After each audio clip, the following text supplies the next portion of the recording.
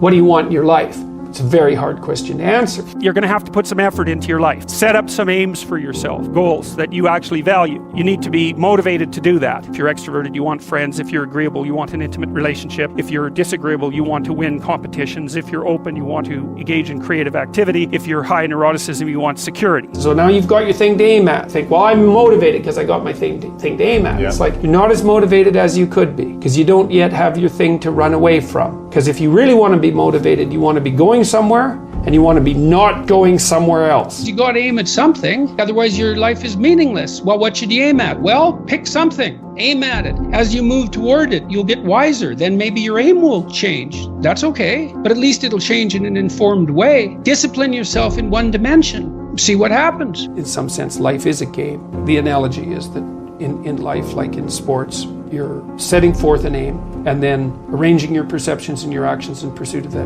And that you also generally do it while cooperating and competing with other people. Right. So that's also the game-like element as well. Okay, so once you get your goal structure set up, you think, okay, if I could have this life, looks like that might be worth living, despite the fact that it's going to be anxiety-provoking and threatening, and there's going to be some suffering and loss involved and all of that. The goal is to have a vision for your life such that, all things considered, that justifies your effort. Put yourself in the right frame of mind. Treat yourself like you're someone responsible for helping. You're someone that you are responsible for helping.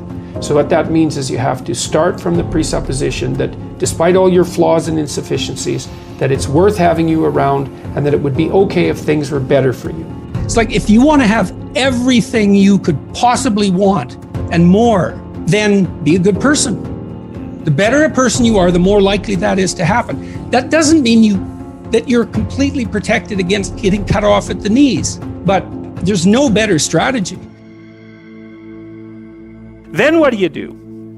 Well, then you turn down to the micro routines. It's like, okay, well, this is what I'm aiming for. How does that instantiate itself day to day, week to week, month to month? And that's where something like a schedule can be unbelievably useful. Google Calendar. It's like, make a damn schedule and stick to it. Okay, so what's the rule with the schedule? It's not a bloody prison. That's the first thing that people do wrong. They say, well, I don't like to follow a schedule. It's like, well, what kind of schedule are you setting up? Well, I have to do this, then I have to do this, then I have to do this, and then I just go play video games because who wants to do all these things that I have to do? It's like, wrong. Set the damn schedule up so that you have the day you want. That's the trick. It's like, okay, I've got tomorrow.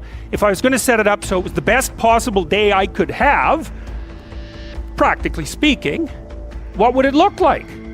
Well, then you schedule that. And obviously there's a bit of responsibility that's going to go along with that, because if you have any sense, one of the things that you're going to insist upon is that at the end of the day, you're not in worse shape than you were than at the beginning of the day, right? Because that's a stupid day. If you have a bunch of those in a row, you just dig yourself a hole and then you bury yourself in it. It's like, sorry, that's just not a good strategy.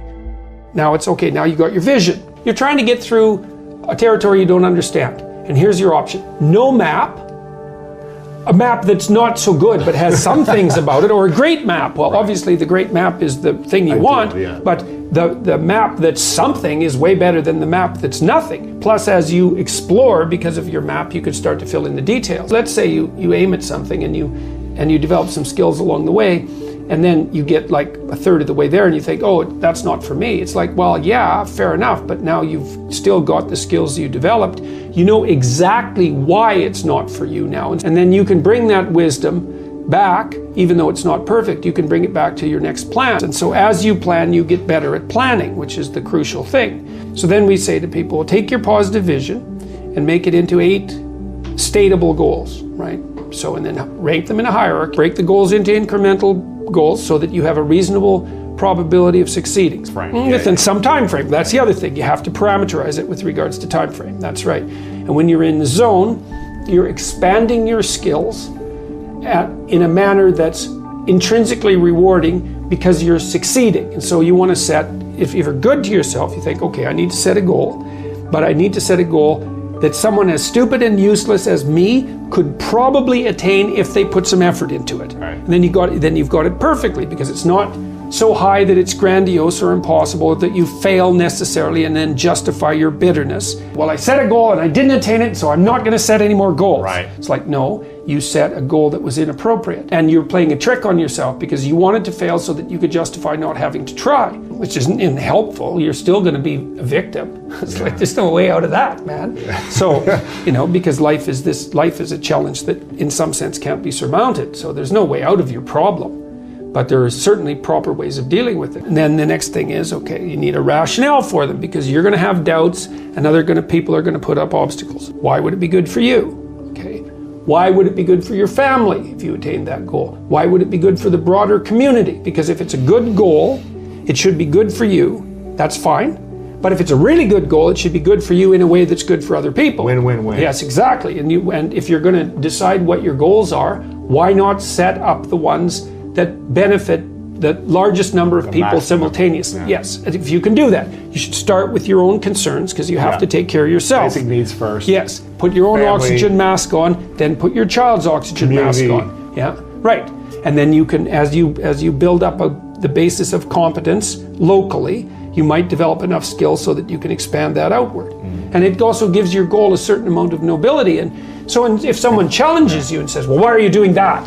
That seems stupid. You could say, I'm doing that because it helps me take care of myself, but it benefits my family, and here's the reasons why, and this is the repercussions out into the broader community. People who are putting up objections and doubts aren't armed to deal with that kind of response. Yeah. And then when you have those doubts in your mind that plague you, you say, why am I doing this? Oh yeah, it's because, well, I have to take care of myself, because otherwise I'm pathetic and useless and bitter and cruel, and then I'm going somewhere terrible, so that's a bad idea, and here's how it would help my family, and here's how it would help the community, and that's good enough set of reasons for it, unless I can think of better ones. Right. If without better ones, that's good enough. When the unknown emerges, you tend to experience anxiety. And then there's the known, and I defined the known very specifically and very carefully.